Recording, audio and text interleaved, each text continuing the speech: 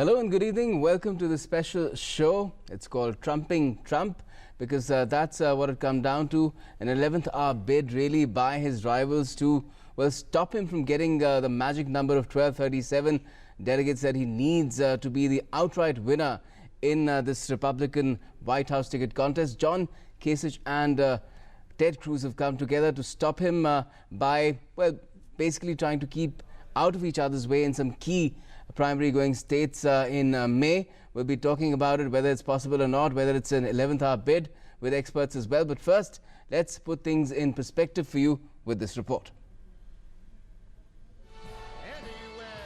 It had been advocated for weeks by the anti-Trump camp in the Republican Party, and it finally happened on Sunday. Republican ticket rivals Ted Cruz and John Kasich announced a deal to keep out of each other's way in some upcoming state primaries in hopes of blocking frontrunner Donald Trump from an outright win. Cruz will concentrate on winning Indiana, where he has a better chance. Cruz will give Kasich a clear shot in Oregon and New Mexico, where he can do better.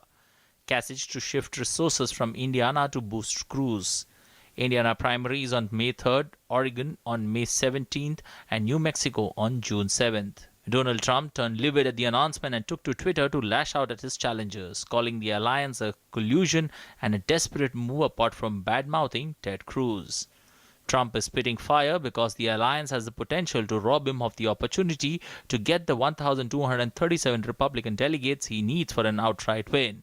If no candidate has enough support by the first vote at the Republican National Convention in July, many delegates will be allowed to switch sides. With the Republican establishment against Trump's candidature, his delegates could desert him for another aspirant. But some analysts are saying that the Cruz and Kasich alliance may turn out to be a case of too little, too late. Trump is now 391 delegates short, and he could get a large chunk of those numbers when 5 East Coast states hold their primaries on Tuesday. Opinion polls show him way ahead of his rivals in these states. Only the Republican Party delegates allotment system could leave him stranded now. Delaware is the only winner take all state going to polls on Tuesday. Pennsylvania is the most complicated, where all but 17 of its delegates are elected directly without any commitment to a specific candidate. The other 54 remain free to vote for anyone at the Republican National Convention in July, a situation that Trump wants to avoid. Bureau Report, DD News. All right, so what can be made of this alliance that has come literally at the 11th hour between Ted Cruz and Kasich? Can it prevent Donald Trump from claiming that White House ticket for the Republican Party? We have two experts with us to talk us about it. We have B.S. Prakash, former senior diplomat, and we also have Professor K.P. Vijay Lakshmi. She's a well-known expert in American studies. Welcome to both of you. First to you, Mr. Prakash, do you think this can work, that Trump can be trumped? We are really talking of a kind of electoral arithmetic today, and that too within the Republican Party. But to start with the kind of macro or larger issue, this clearly shows a desperation. Because after all, you're all of them and many more who are no longer contestants, they're all in the same party, they all were sharing the same platform. They were all espousing certain common themes, however different, like for instance, against the healthcare and a certain view of Obama, a certain view of what is good for America and so on. And now this is a tactical move, which seems to be an act of desperation. So I think before we go into the question of whether it will work or not, which is really an arithmetical question in a sense, I think their limited objective is that Trump should not get the sufficient votes when it goes into the convention. And I think now we have three very different candidates. I think Ted Cruz with a kind of a Christian evangelical support, Casey hitherto regarded as perhaps the most gentlemanly of all the people who were there as a moderate, and Trump, who knows what Trump is, every day he is different, but as a provocative, as a very different kind of a person, defying the Republican Party. So I would think that every day these numbers will change, and it's a kind of a tactical move, which I think is bound to raise questions about the credibility of the Republican Party. Right, right. But Professor Vijay Lakshmi, why has it come to the situation where number 2 and number 3 in the race for the Republican ticket are ganging up against the person who's number 1, who's apparently the most popular among all Republican supporters? Well, you know, in all the debates that we are seeing so far, and in the actual primary voting and election campaigns, you realize that Trump has been striking a chord outside of the party. So the party establishment has been uneasy and extremely wary of this development. And the party establishment also feels that Trump is bound to lose if he's pitted against one of either the calculations. One of the calculations a party has to do is not just look to the primaries. It has to go beyond and calculate exactly what message it's going to send out and how it's going to face the other side in general elections. So Trump's message, while resounding with the Republican voters, the calculation of the party has also been whether that would in fact resound with the general or the average American voter in the general elections. And that, I think, has given them pause. But on the other hand, while they were pausing, they were also not having, I think, a proper, what shall I say, strategy, or indeed a kind of, you know, you can call it anything. Candidate. Yeah, they didn't really get their act together because they were still trying to figure out who will win by the process. Okay. Not realizing the process, as Ambassador Prakash pointed out, is very much a mathematical one. And a mathematical one sometimes obscures high emotional appeals that politicians and politics actually uses. And that, I think, is a disconnect of the party. The second problem is almost all of the top leadership of the Republican Party, including Paul Ryan, who could be a possible outsider to all of this, has had some reservations in straight away denouncing Trump. They took too much time. And therefore, this thing. But the ultimate point is that a number of voters who vote for Republicans and, you know, registered Republicans seem to actually listen to Trump. Just as in the Democratic Party, you see Bernie Sanders gathering wave and wave of support. So this is a churning time for both the parties, and more so for the Republicans. And Trump has been a divisive figure. Even Laura Bush apparently said that, you know, rather than vote for him, I might vote for the other side, which is, I think, amazing. You know, other side could mean anybody. So there are some serious churnings, and I think the Republican Party is in a crisis. They do need to figure out whether they will go in for a brokered convention or a contested one. It could be either of them. And I think, you know, if the convention, if it comes to the convention fight, anything can happen, you know, because it is going to be somewhat a free-for-all. And one of the problems that Republican Party also faces is their complete unawareness of how to limit this, you know, electoral fighting inside the party to just the primaries.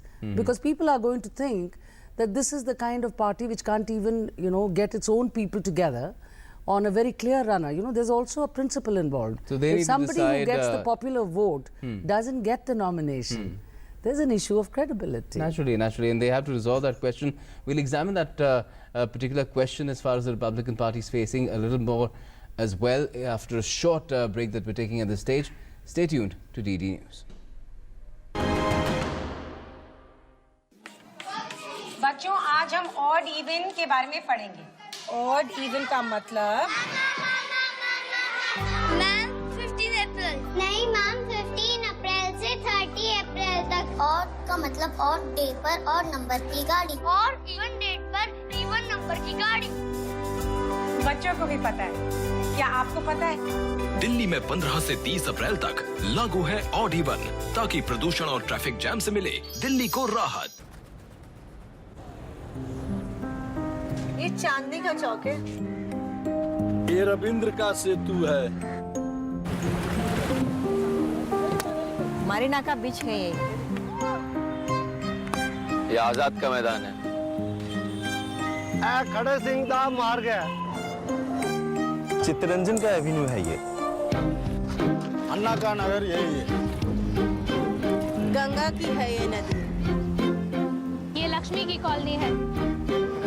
Bankim का street है ये। नरीमन का point है ये। और मैं तुम्हें इसे गंदा नहीं करने दूंगा। यहाँ कचरा नहीं फेंकने दूंगी, पान नहीं थूकने दूंगा। केले का छिलका नहीं फेंकने दूंगी। अगर एक बार 125 करोड़ देशवासी तय कर ले कि मैं गंदगी नहीं करूंगा, तो दुनिया की कोई ताकत नहीं है जो हिंदुस्तान को गंदा कर सके। स्वच्छ भारत, एक कदम स्वच्छता की ओर। सुनो सुनो किसान भाइयों, सुनो सुनो, ओ सुनो सुनो किसान भाइयों, सुनो सुनो, सुनो सुनो किसान भाइयों, ध्यान लगाकर बात सुनो। नीम कोटेड यूरिया आया, खेती में नई क्रांति लाया। इससे यूरिया की क्षमता और बढ़े, नाइट्रोजन जमीन को बेहतर मिले, नीम के गुणों से कीटाणु मरे, पानी को दूषित ना करे। तो भाइयों, नीम कोटेड यूरिया से हो मेहनत सफल, बेहतर हो खेत, पानी और फसल। कृषि और किसान कल्याण मंत्रालय द्वारा किसान हित में जारी। सूखा हो या बेमौसम की बरखा हो, कीड़ा लगे खेत में या दुविधा हो, बहुत ही कम प्रीमियम पे पूरी हो भरपाई, फसल बीमित रहे कटाई के बाद भी भाई। हाँ, ऋणी या अऋणी अब हर किसान लाभ उठाए, एक मौसम एक दर है, सब किसान बीमा कराए। प्रधानमंत्री फसल बीमा योजना से हर किसान मुस्काए। कृषि और किसान कल्याण मंत्रालय द्वारा किसान हित में जारी। Welcome back. We're talking about this belated bid to stop Trump. Yes, Trump, which has been made by Ted Cruz and John Kasich, the number 2 and number 3 in the ticket race for the White House for the Republican Party. And Mr. Prakash, if we could talk about how Donald Trump has been trying to wake up to this possibility that this is something that he might have to face, and has he tried to moderate his positions to ensure that he is more acceptable to his own party? I think Trump's candidature has been work in progress from the very beginning, and a successful work in progress, because I think he has been redefining himself from the very beginning. I think it was a bit of a surprise to himself and certainly to many people in the Republican Party and to Americans, the kind of success that he achieved. Okay. And we must not forget today that there were very formidable candidates like Jeb Bush, at one stage regarded as an establishment figure, Marco Rubio. And I think when we look back, Trump has adopted tactics which suited each particular situation at that stage. They were depending shocking on the tactics. Depending on the state, depending on the individual, depending on who that particular rival at that particular primary was, and defining the news cycle, because every day he said something provocative which prevented many of these debates. It seems already history now, but many of those debates, he prevented a debate on issues. Sometimes it was personalities, sometimes it was one particular thing which caught the news, which was provocative, like let's say no Muslims in the US, no Mexicans, I will build the wall. So I think he has been like a deal maker, like the businessman that he is. He has been changing his stance, and now we have reached this stage. So what we saw after the New York elections was that he was trying to, shall we say, have a presidential profile, a presidential tone. He spoke respectfully about people like Ted Cruz, whom again he is bad-mouthing now. He spoke about a person with a certain, a certain stature, a certain policy, and was for a brief moment talking as if now his next rival will be Hillary, or whoever the Democratic nominee is likely to be Hillary. And then, of course, he sensed quite quickly the extreme discomfort on the part of the Republican establishment. All these ideas about a brokered convention, about unbound delegates and things like that. And this, what we are discussing today specifically, this deal between Kasich and Ted Cruz, this is a shocker. I think this was, in that sense, a tactical, a cynical move. And I think he's right in calling it a desperate move. Let us see where it goes. So I think now he has come down. But wouldn't his rivals say that he, after, with these shock and awe tactics, with these statements that dominated the debate as far as this contest is concerned for Republicans, been trying to moderate his position? He's being a shapeshifter, which is in itself, some would say, a desperate move. Well, okay. Yeah. Well, I think, he has actually said that I myself will not tell you what I will say tomorrow. That's part of my strategy. He's also said that he'll be boring as the president. You know, well, he says a lot of things. The problem with this candidacy is twofold. Number one, making shocking statements to be in the news and get the attention of the voter is one. But he's also been tapping the vein of discomfort and anger through which he speaks. He says, I'll do whatever it takes, I'll bend the rules, etc. So in many ways, he's seen as a challenger to the establishment, and that's really what is worrying the Republican establishment.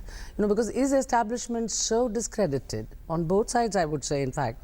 Is there a problem for, you know, the American voter to actually connect with the party establishment?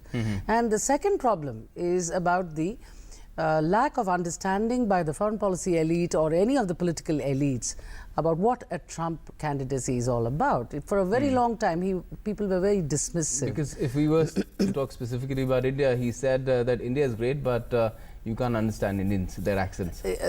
That's what I mean, you know, on the one hand. But then you go deeper. He is saying that he'll make America great again, he'll bring back the jobs, which is arguably protectionist, okay, and which is not good for Republican Party, because Republican parties are essentially free trade, you know, ideologically free traders. So there's a lot of that, you know, mismatch between the party positions and party's planks over the years and Trump candidacy.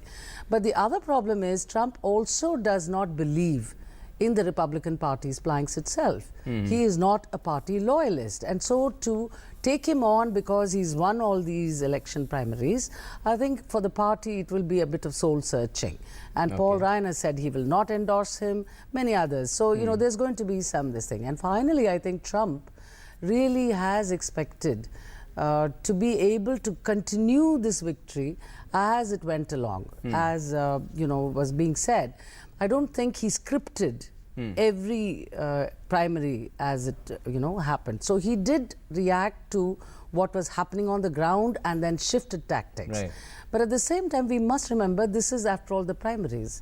And you are fighting for a party's nomination for which there are conventional rules. It's called, after all, the convention. So you have to go and make your pitch there. You can't say that, no, I'm a rank outsider. Whether you like it or not, I'm going to be your you know, nominee. He can't.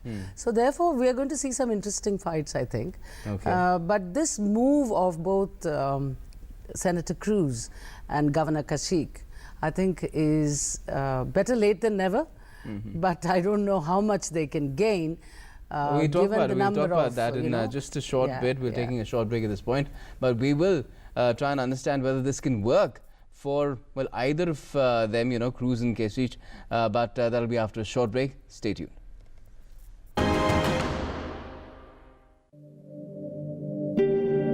Bharat में लगभग 3 करोड़ विकलांग जन हैं, किंतु हमारे सरकारी भवन, अस्पताल, विद्यालय विकलांग जनों के लिए सुगम्य नहीं है। यही हाल हमारे रेलवे स्टेशन, बस स्टॉप, बसों तथा रेलगाड़ियों का है। हमारी वेबसाइट्स यदि W3C सुगम्यता मापदंडों को पूरा नहीं करती, तो वे दृष्टिबाधित और श्रवण बाधित व्यक्तियों के लिए पूरी तरह उपयोगी नहीं हैं। आइए हम बाधा रहित वातावरण का निर्माण करें। सुगम्य भारत अभियान। देश का प्रत्येक विकलांगजन अन्य सामान्य व्यक्तियों के समान स्वावलंबी होकर सम्मान और गरिमा के साथ जीवन यापन करे।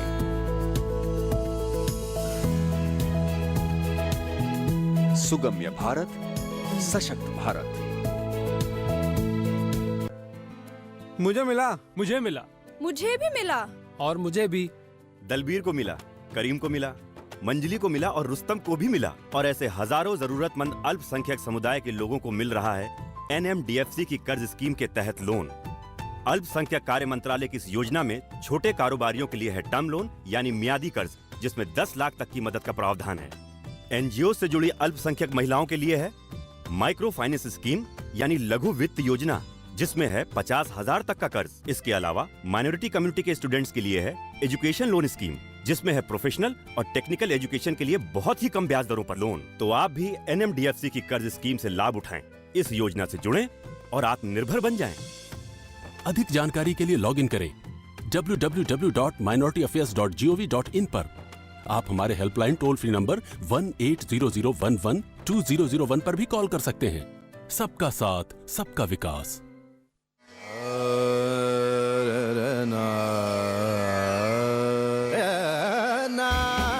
रॉकस्टार रॉकी को है रॉक का क्रेज, शास्त्री जी के पूरे क्लासिकल है टेस्ट। रॉकी के रॉक से हैं वो बेहाल, शास्त्री जी के संगीत से मिलती नहीं रॉकी की चाल।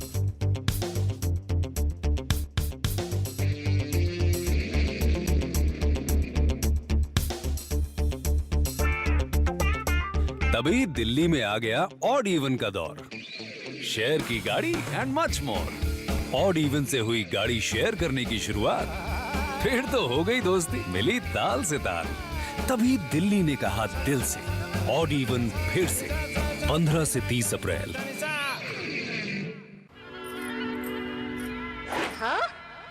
चौक लगा ले गाना आइटम वाला, ये मार मार मार मार मार मसाला। इंडिया को चाहिए एंटरटेनमेंट फुल मसाला मार के, इसलिए डिश टीवी दे सबसे ज्यादा मसाला, सबसे ज्यादा एंटरटेनमेंट। डिश टीवी लाइव मसाला मार के। Welcome back. We're talking about this 11th hour bid to deny Donald Trump his Republican ticket to the White House by Ted Cruz and John Kasich. And what's going to happen? Is it just something that has been left too late? We're talking about that with two experts in our studio. And Mr. Prakash, what do you make of this entire bid, really? Do you think it's too little too late, that it's bound to fail because Trump has now gathered too much momentum for him to be stopped by this sort of a deal making? I feel that this is the kind of situation in which these managers, poll managers, electoral agents, such people become very active. I think, as we said earlier, this is now going to be a mathematical question, a tricky question which will keep changing. There certainly will be resentment by, I think, among many people by this alliance, because these are not friends. They don't have much in common. They behaved very differently hitherto. So it's purely, it will be seen as a bid to stop Trump. And they make no bones about it, just to stop Trump. There is nothing else involved. Then how come that Trump was a candidate all these days, and you shared a platform, you had all these discussions? None of them, I mean, there are no such thing as Republican values anymore. And they've attacked each other. They've attacked each other. But on the other hand, as Professor Vijay Lakshmi said earlier, there has been unease in the Republican establishment because Trump doesn't represent their values. So there are both sides. Will they be able to stop? Well, we are not really pundits of that sort with regard to the American processes. And I think certainly Trump may lose some of the momentum, some of the votes. It may become a much narrower, much narrower than what he had thought.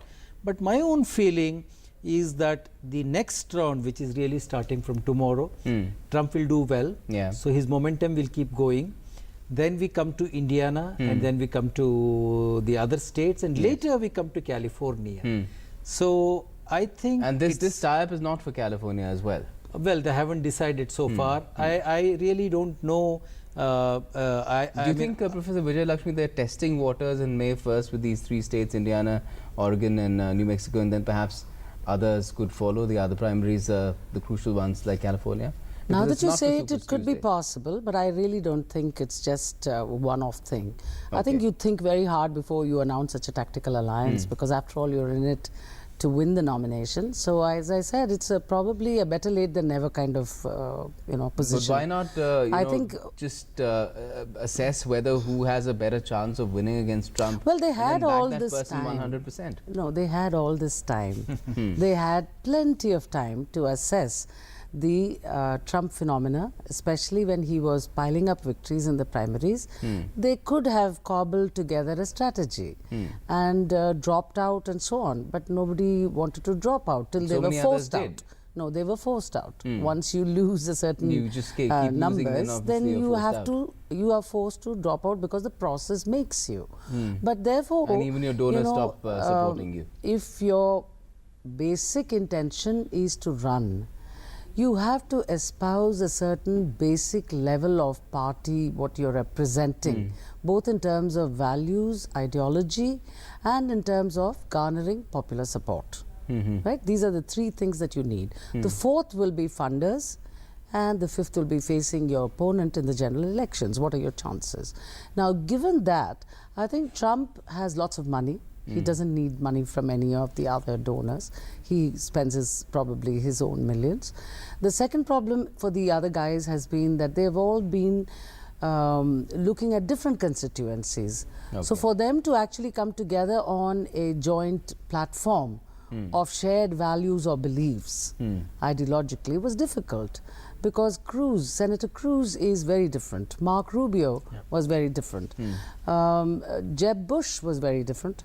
And certainly Governor Kasich is also very different. So what would bind them in a common platform that they can go together? So that was a puzzle. This one guy. So that was always their problem. So now the problem. If I may make a point about the question that you said, I don't think that they are hoping to beat him. They are only hoping to stop him. And if they manage to do that, then their hope is that all hell will break loose in the convention. That's right. Because neither of them, even if one were to give up, the other person will not be able to pass that mark. Well, but in a brokered convention, anything can happen. So it is a kind of a chaos theory that they are working towards. You know, he can warn whether there will be riots. What his supporters are already calling everything, the rules, as rigged and so on. So, you know, that's possibly a part of their strategy right away.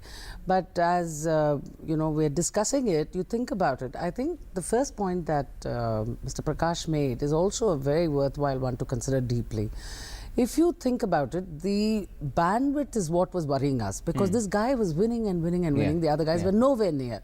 Now, by this, one of the immediate gains could be a narrowing down of these wins. And you still have 700 odd delegates to win.